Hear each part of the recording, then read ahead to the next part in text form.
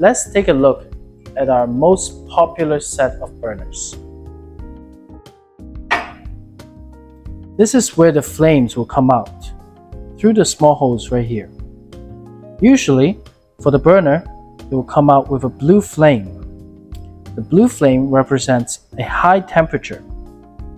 If the flame is in a different color, for example, a yellowish color, that means that maybe something is clogging inside these holes.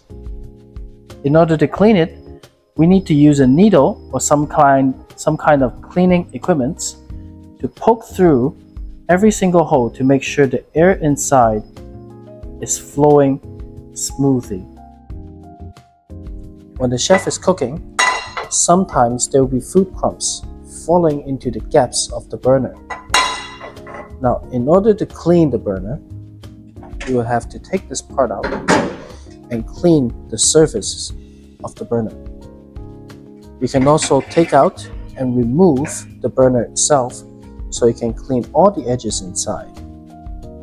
After that,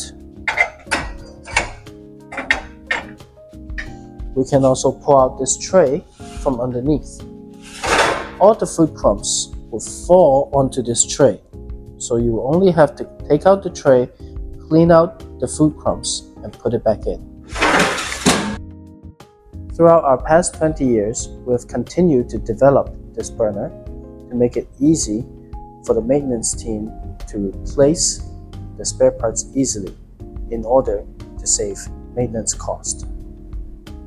Thank you for watching. Please like and subscribe to our channel and stay tuned as we will go through all the equipment inside the commercial kitchen.